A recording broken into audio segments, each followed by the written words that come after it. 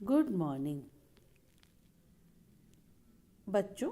आज मैं आपको भारतीय चित्रकार अवनींद्रनाथ टैगोर के बारे में आगे का शेष भाग पढ़ा रही हूँ। जैसा कि पिछले वीडियो में मैंने आपको बताया था कि उनका जन्म कलकत्ता के अंदर 1871 में हुआ। किस प्रकार उन्होंने ओरिएंटल आर्ट ऑफ सोसाइटी की स्थापना करी, किस तरह उन्हें किन किन चित्रकारों से ज्ञान प्राप्त किया, चित्रकला का ज्ञान अर्जन किया, किस तरह से विदेशी चित्रकारों के सानिध्य में भी वे रहे और उन्होंने नई नई टेक्निकों को सीखा। उन्होंने परिप्रेक्ष्य को जाना, उन्होंने घनता को जाना, 3 डायमेंशनल पर भी उन्होंने गहन अध्ययन किया और उन सब चीज़ों को और अपने ज्ञान को समस्त पुस्तकों में प्रकाशित भी किया। यहाँ देखिए उनका एक चित्र हम देख रहे हैं सामने। ये है अशोका क्वींस, अशोक की रानी, जो उन्होंने 1910 ईस्वी के अंदर बनाया है। बहुत ही सौम्य और शांत रंगों का प्रयोग किया है। ये भी उन्होंने वॉश टेक्निक, मैंने जैसा आपको बताया था कि उन्होंने एक वॉश टेक्निक का इजाद किया, तो यह उसी वॉश टेक्निक के अंदर ये चित्र बनाया है। तो पिछली कक्षा में हमने पढ़ा था कि किस तरह अवनींद्रनाथ ने अपनी शिक्षा दीक्षा प्राप्त की एवं अनेक पुस्तकों के प्रकाशन में अपना श्रेष्ठ योगदान दिया। अब हम उनके कृतित्व के बारे में आगे जानने का प्रयास करेंगे।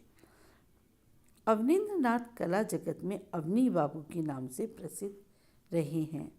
वह भारतीय कला के महान पंडित थे। जापानी चित्रकारों के प्रभाव से उन्होंने एक नई विधि वॉश को जन्म दिया। जैसा कि मैंने आपको बताया था, यह जापानी जल रंग तथा इंग्लैंड की जल रंग की विधियों से पूर्ण स्वतंत्र विधा थी। इसके अंतर्गत चित्र को में पहले ड्राइंग बनाते हैं, फिर कलर लगाते हैं, फिर उसको धो दिया जाता है, फिर पुनः उस पर गीले पर ही कलर लगा दिए जाते हैं, फिर पुनः उसे धो दिया जाता है। इस प्रकार से जो चित्र रंग हैं वो चित्र में मतलब शीट पर गहरे से पैक जाते हैं और उनका एक चमकीला प्रभाव हमको दिखाई देता है। टैगोर परिवार की अपनी एक व्यक्तिगत प्रतिष्ठा होने के कारण भी इस शैली को बहुत प्रचार प्रसार मिला। दूसरी ओर यह भी उतना ही सत्य है कि उनके अटल प्रयत्न से भारतीय चित्रकारों एवं समाज में भारतीय कला परंपरा को जानने की ललक पैदा हो गई थी। मतलब बहुत सारे लोग जो आधुनिक कला से अवगत नहीं थे, ये सोसाइटी जो हमारी आधुनिक चित्रकला से जिसका उदय हुआ था बंगाल शैली के माध्यम से, उससे अन्य भिन्न थी, क्योंकि अब तक हमारे संपूर्ण देश में लघु चित्र परंपरा ही रही है। फिर पटना शैली में पृथक पृथक छिन्न भिन्न चित्र बनने लगे, लेकिन स्वतंत्र रूप से कलाकार बंगाल शैली जब उदित हुई उसी में ही कार्य करने लगे और अवनींद्रनाथ ने इसे बहुत अधिक बढ़ावा दिया। भारतीय चित्रकार एवं समाज में भारतीय कला परंपरा को जानने की ललक पैदा हो गई। उनके शिष्य ने उनके द्वारा स्थापित कला तरुवर को एक विशाल वटवृक्ष का रूप दे दिया। एशियाई कला परंपराओं को भी अपनाकर उन्होंने अपने विशाल हृदय का परिचय दिया। रेखा व रंगों के प्रयोग में उन्होंने अपने अद्वितीय प्रतिभा का प्रदर्शन किया। इन्होंने चित्रकला की भिन्न भिन्न प्रविधि व विधाओं को अपनाया। अवनींद्रनाथ ने भारतीय कला में प्रयुक्त आलेखन को अपनी शैली में कम स्थान दिया। उन्होंने प्राचीन भारतीय चित्र सिद्धांतों, लघु चित्रों में प्रयुक्त तकनीकी एवं भारतीय इतिहास संस्कृति का विशेष ज्ञान प्राप्त किया। अवनींद्रनाथ, नंदलाल बसु आदि कई कलाकारों ने अजंता के चित्रों की प्रतिकृतियां भी बनाई। वे भारतीय कला के बहुत बड़े प्रशंसक भी थे, उनसे प्रेरणा भी ग्रहण करते थे और उनकी प्रतिकृतियां बनाने में भी वो अग्रणी रहे। अवनी बाबू की इस प्रतिभा से प्रभावित होकर हैवेल महोदय ने देखा कि आपका रुझान पुराने चित्र शैली में भी है, भारतीय चित्र शैली का पुनरुद्धार करने में भी है, कि कहीं वो हमारी जो इतनी अच्छी विस्मृत अच्छी शैली, अपना अच्छा भारतीय कला का एक स्ट्रॉन्ग वो जो परंपरा रही है, कहीं वो विस्मृत ना हो जाए, अवनींद्र नाथ ने इसका भी ध्यान रखा है। अतः इन सभी चीज़ों से प्रभावित होकर हैवेल महोदय ने आपको कलकत्ता कला स्कूल का प्रधानाचार्य बना दिया। अवनींद्र नाथ के प्रमुख शिष्यों में नंदलाल वसु, असित कुमार हालदर, जितेंद्र नाथ मजुमदार, समरेंद्र नाथ गुप्त, हकीम मोहम्मद, देवी प्रसाद राय चौधरी आदि बहुत सारे कलाकार जो है वो अवनींद्र नाथ के शिष्य रहे हैं। उन सब ने वो कलकत्ता स्कूल में उनसे कला शिक्षा दीक्षा ग्रहण करी है। ये देखिए उनकी भारत माता का चित्र, अवनींद्र नाथ टैगोर द्वारा बनाया गया भारत माता का चित्र, जो काफ़ी प्रसिद्ध रहा है। देखिए भारत माता के हाथ में खेती के सूचक घास भी है, शिक्षा के सूचक पुस्तक भी है। बहुत तो ये भारत माता का चित्र उनका बहुत ही प्रसिद्ध रहा है। इसका रचनाकाल 1905 ईस्वी का रहा है और यह इसका माध्यम भी जल रंग ही रहा है।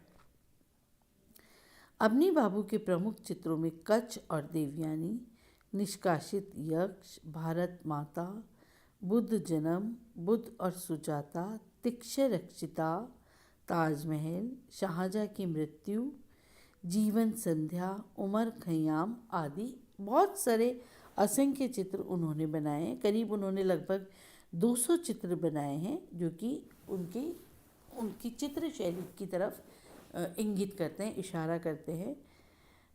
पौराणिक घटनाओं, कथाओं, ऐतिहासिक घटनाओं तथा मानवीय भावनाओं से रिलेटेड उन्होंने बहुत सारे चित्र बनाए हैं और मानवीय भावनाओं को चित्रित करने में वे मानो एक सिद्धहस्त चितेरे रहे हैं।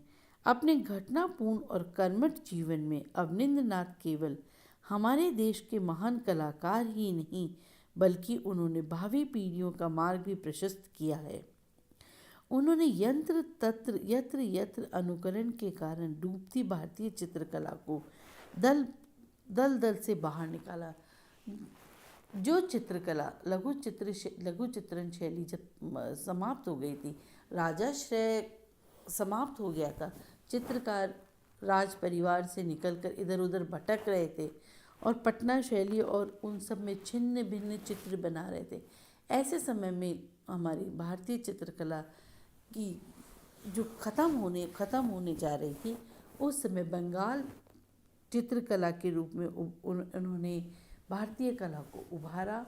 बंगाल चित्र शैली के उस समय 15वीं शताब्दी में जो उन्होंने पुनरुद्धार किया चित्रकला का, उससे भारतीय चित्रकला फिर जो एक पुनः उसके जो गाड़ी थी वो चल पड़ी और वो हिचकोले खा के चल पड़ी और बहुत अच्छा सफ़र तय करने में सफल हुई। उनका पुनः लालन पालन किया। उनमें यूरोप एशिया के अनेक देशों से बहुत कुछ लेने की क्षमता थी। उन्होंने बाहर के चित्रकारों से भी सीखने में कोई उनको शर्म नहीं थी। उनसे सीखकर उन्होंने अपनी परंपराओं में डालकर उन्हें एक नया रूप प्रदान किया और इस ऋण को नवीन समृद्धि के साथ वापस चुकाने की क्षमता भी केवल अवनींद्र नाथ टैगोर में ही थी। वह एक महान गुरु थे। विख्यात कला इतिहासकार ने उनके प्रति अपनी श्रद्धांजलि इस प्रकार प्रकट की है। Avnindra Nath was sensitive, tentative, gentle, and in his painting his character stands revealed. पुनरुत्थान अभियान के प्रणेता अवनी बाबू के प्रति यह देश सदा सदा के लिए कृतज्ञ रहेगा। धन्यवाद। ये उनकी एक अन्य पेंटिंग है, मूनलाइट म्यूजिक पार्टी। देखिए वो कितने सौम्य रंगों का प्रयोग करते थे। बहुत शांत सुंदर आकृतियाँ, बिल्कुल आकृतियों के चेहरे से वही भाव प्रकट होते हैं जैसा वो दिखाना चाहते हैं।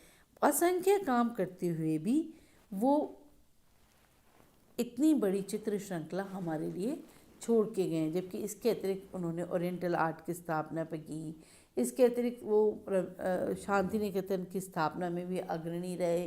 कलकत्ता कला महाविद्यालय का सारा काम भी वही संभालते थे। उन सबके ये सब कार्य करते हुए भी पुस्तक प्रकाशन और चित्रकला, ये सब कार्य उन्होंने कभी नहीं रोके और निरंतर वो इसमें लगे रहे। धन्यवाद।